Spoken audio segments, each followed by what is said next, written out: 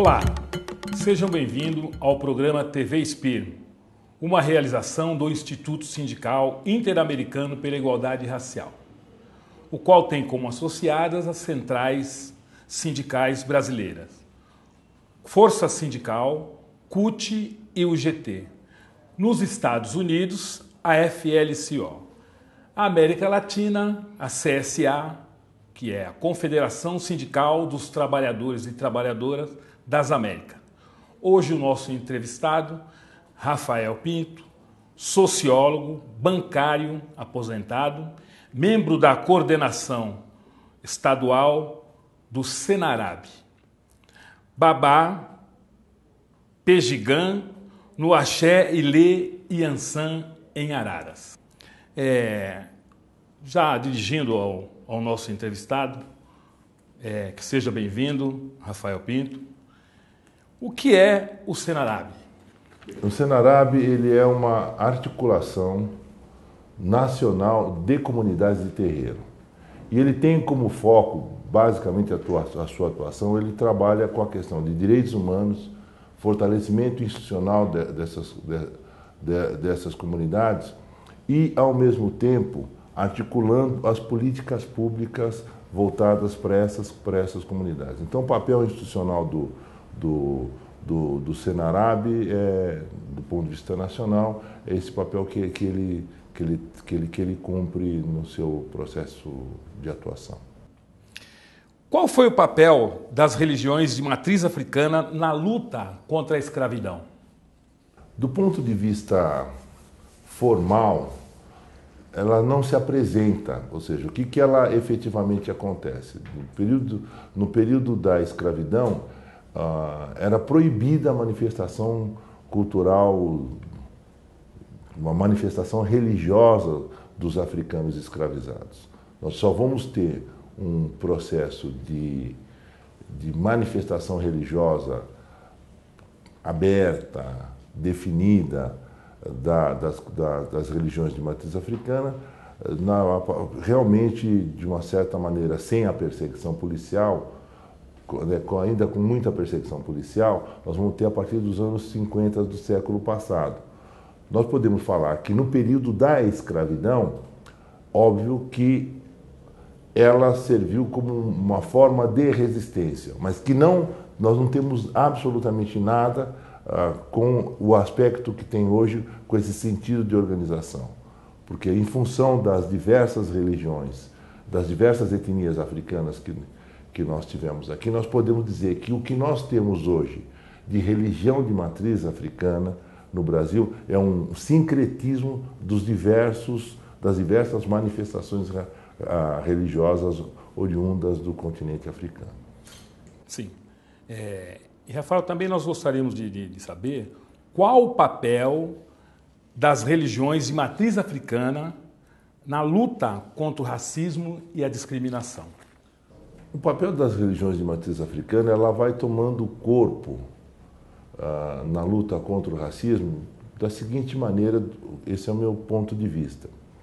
O local das comunidades de terreiro foi aonde nós conseguimos manter a cosmovisão africana, ou seja, os valores africanos fora do continente, fora de África. Então, o papel das religiões de matriz africana é, efetivamente, se olharmos em toda a diáspora, é garantir esses valores africanos fora do continente e, consequentemente, estruturar, entendeu, do ponto de vista da sua autoestima, da sua visão de mundo, do seu olhar, a resistência fora do continente e, obviamente, em vários momentos você observa em todos os continentes as comunidades de terreiro se manifestando contra o racismo e contra o colonialismo que se expressa na África e também fora de África. Entendi. E por que no sincretismo religioso Exu foi demonizado? Aí, nesse sentido no contato com as religiões europeias e principalmente com o cristianismo, onde você tem essa dualidade Deus e o diabo, entendeu? fazendo uma leitura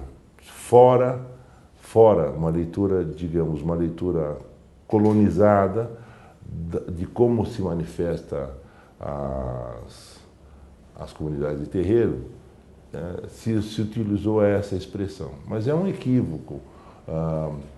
O Exu, ele é um vodum, um orixá como todos os outros, só com um papel diferenciado, papel diferente, são papéis diferentes. Mas Exu é também um vodum, é também um orixá.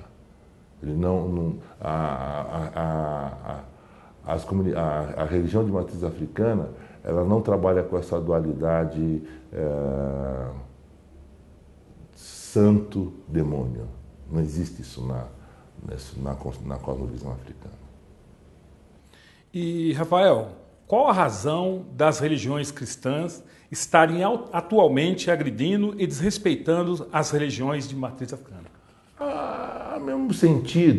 O mesmo sentido que teve o colonialismo europeu nas Américas, no continente africano, ou seja, a ideia da dominação e da visão eurocêntrica na relação com os outros povos.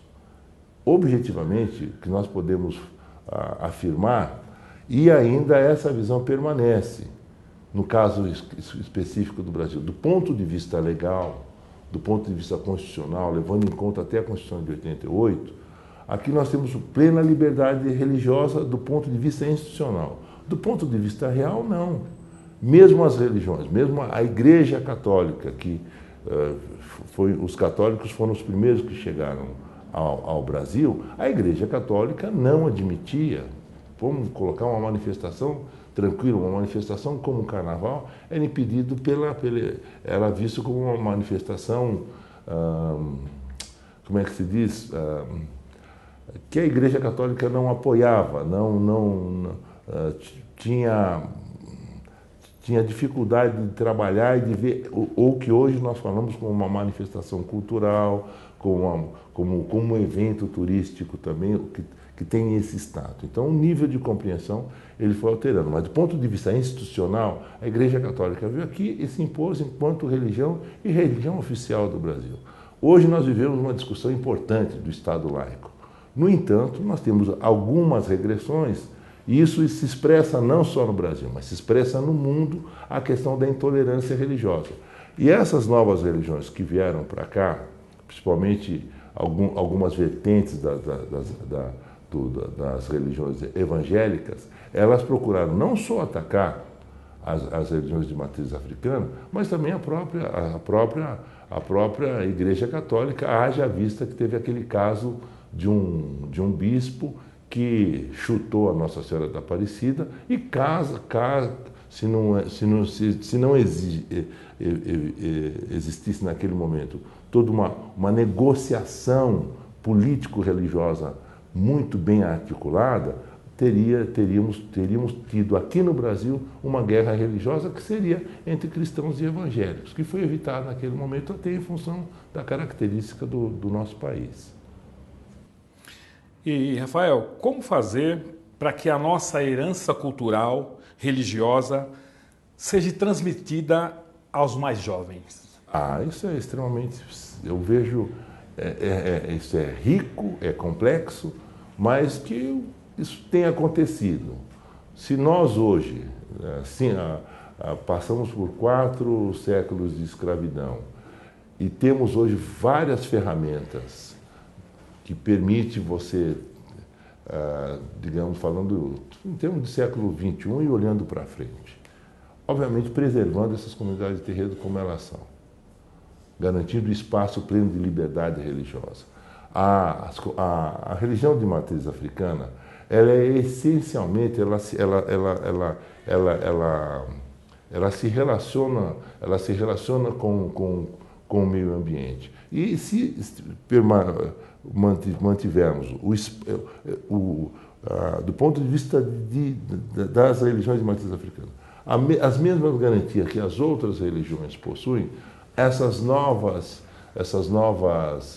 gerações de afrodescendentes terão a possibilidade de aprender, se desenvolver e entender a religião de matriz africana num contexto multicultural como é o que nós vivemos no Brasil. Viver no Brasil, como nós temos no Brasil. O Brasil é riquíssimo. E é interessante que no Brasil, em cada região do Brasil, as religiões de matriz africana, elas se expressam de uma determinada maneira. Agora, o que ela é? Ela é extremamente enraizada, ela é capilarizada pelo país como um todo. E, obviamente, do ponto de vista do Estado brasileiro, se o Estado brasileiro efetivamente é laico e a Constituição de 88 vale para todos os cidadãos brasileiros, obviamente nós teremos, entendeu, as comunidades de terreiro, as religiões de matriz africana exercendo. A questão que é um fato concreto hoje que está colocado para as escolas, que é esse marco legal, que é a Lei 10.639.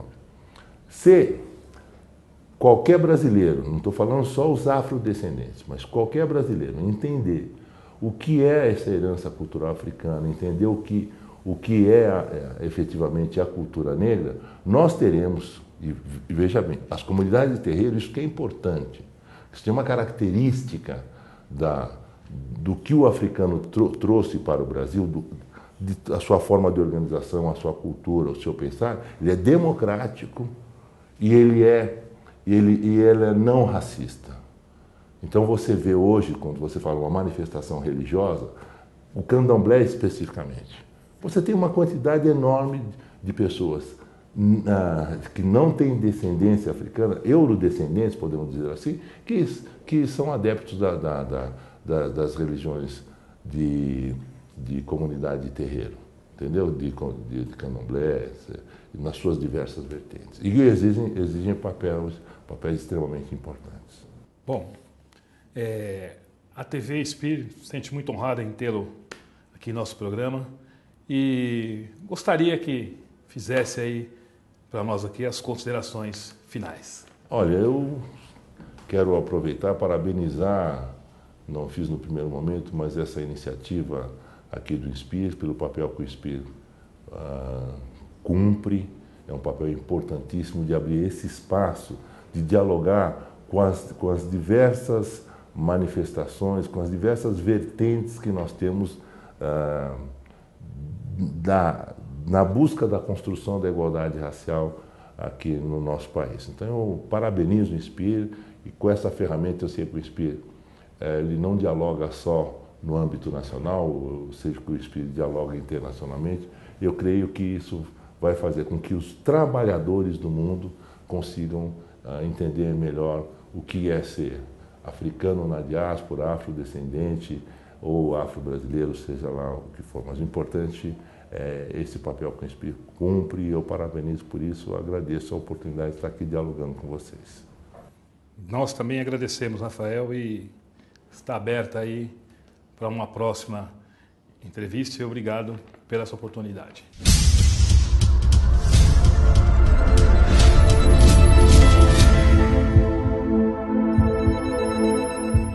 Racismo e dano psíquico, essa é uma questão que precisamos enfrentar.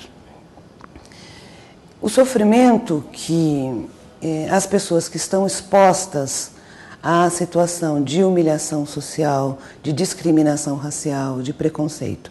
Que é isso? Acho que são temas também, são conceitos diferentes que nós precisamos pensar, né? O que é o preconceito e o que é a discriminação racial. Um depende do outro, mas não é a mesma coisa, né?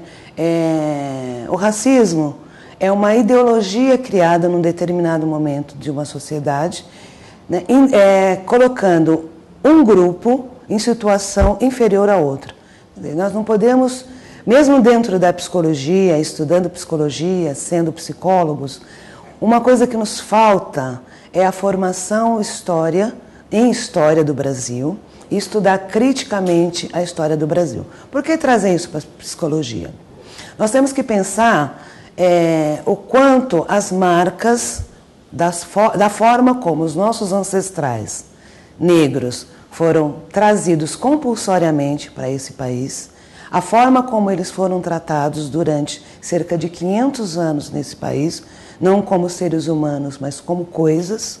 E essa situação de coisa, ser tratado não como ser humano, mas como coisa, deixaram marcas no nosso passado, deixaram marcas nos nossos ancestrais. E essas marcas, de uma forma ou de outra, a gente vem carregando até hoje. O Brasil tem uma dívida, né, com esse grupo étnico-racial que foi compulsoriamente trazido para esse continente.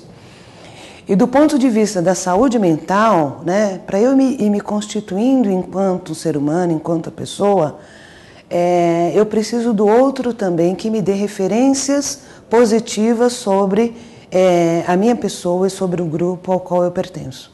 Não é isso, de modo geral, que acontece com os negros, né? Nós crescemos ouvindo uma série de adjetivos desqualificativos da nossa raça e do grupo a que nós pertencemos.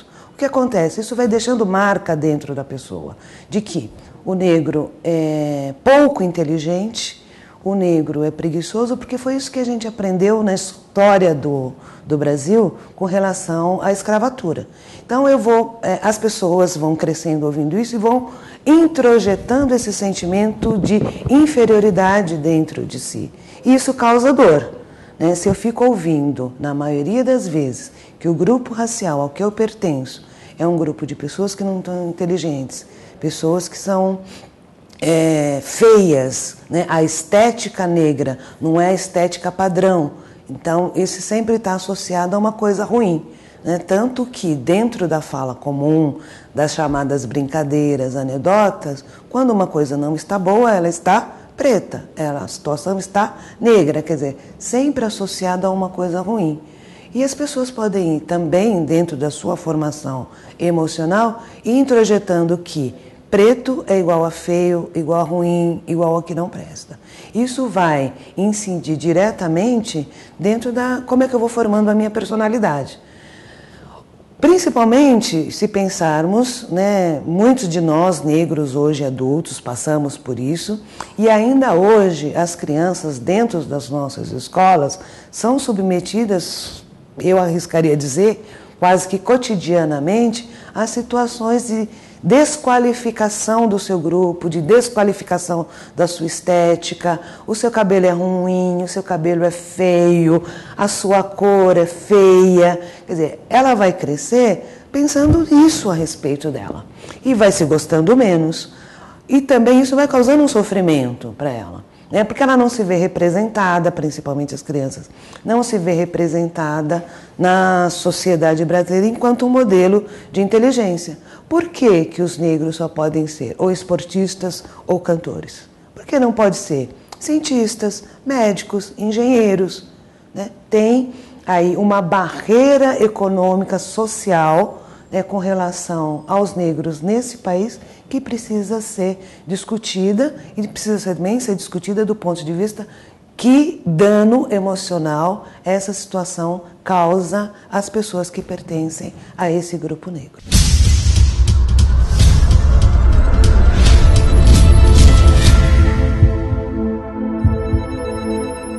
Gostaria de lembrar um episódio do século XX do Brasil que se modernizou a partir da abolição da escravatura e da proclamação da República. Esses dois episódios, a proclamação da República em 1889 e a abolição da escravatura em 1888, inauguram o Brasil moderno. Mas um Brasil moderno de uma modernização conservadora. Por que eu digo isso? Porque a abolição da escravatura, ela trouxe sim o trabalho livre e assalariado para o Brasil, né?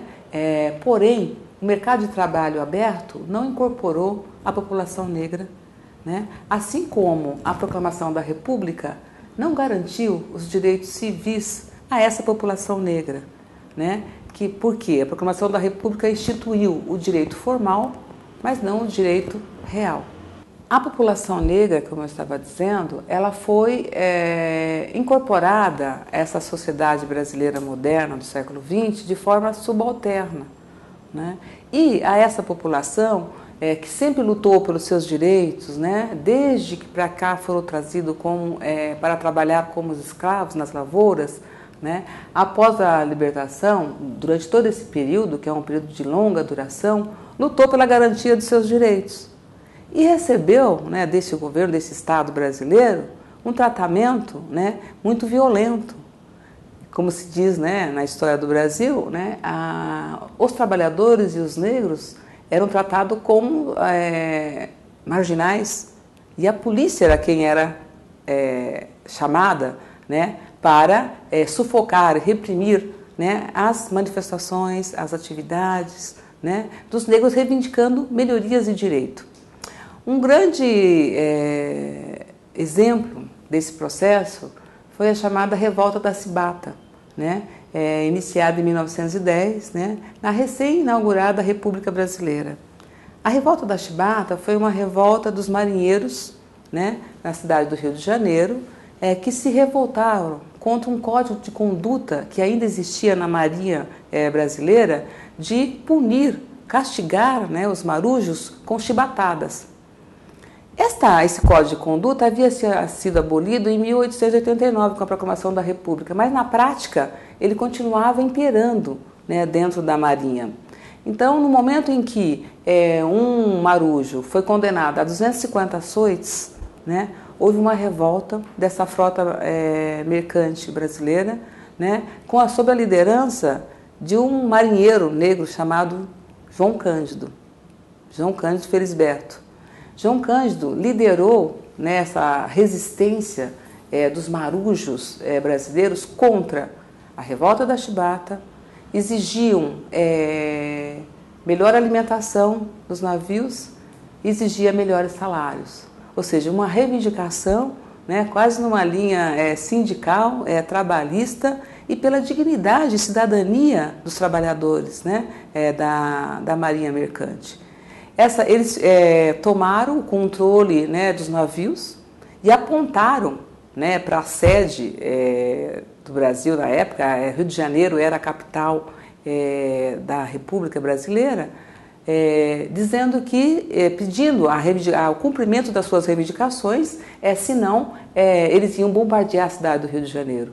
Enfim, temendo, né, essa realização, né, esse bombardeio da cidade do Rio de Janeiro, né, o Congresso, na época, acatou a reivindicação, né, e propôs uma anistia a todos os insurreitos. No momento em que foi feito, né, a paz, né, essas reivindicações não foram atendidas. Enfim, João Cândido foi julgado pela Marinha, foi condenado, ele e os seus mais de 70 líderes, né, da Revolta da Chibata, ficou preso por um bom período na chamada Ilha das Cobras, né, e depois foi banido da Marinha. Olha para você ver uma história, né, uma história inacabada, como a Revolta das Chibatas, né? João Cândido faleceu em 1969, pobre na miséria, e depois de banido da Marinha, ele viveu ali na Praça 15, né, vendendo peixe. A comunidade ali conhecia João Cândido vendendo peixe ali na Praça 15. Isso em 69, quando ele veio a falecer. Em 2005, o movimento negro brasileiro, na sua agenda de reabilitar os nossos heróis e a nossa história, apresenta, né, ao governo federal, na marcha Zumbi mais 10, né, um conjunto de reivindicações, dentre elas, né, a anistia póstuma a Dom Pedro. Então, a Marcha Brasília, de 22 de novembro de 2005, tinha como perspectiva apresentar ao governo federal, né, o pedido de reabilitação, né, desse herói brasileiro negado pela história. Isso aconteceu em 2008, com um projeto de lei, onde João Cândido e todos os marinheiros que haviam sido banidos da Marinha foram reabilitados, né, e conseguiram, inclusive João Cândido conseguiu uma estátua no Rio de Janeiro, na Praça 15, e hoje está no Panteão dos Heróis Nacionais, né, como uma pessoa que lutou pela garantia dos direitos, né, da sua população, né, fazendo com que a República reconhecesse, né, a sua saga, a sua participação política, né, e o seu valor histórico. Então, isso é uma história inacabada que foi resgatada pela ação do movimento negro quase 100 anos depois.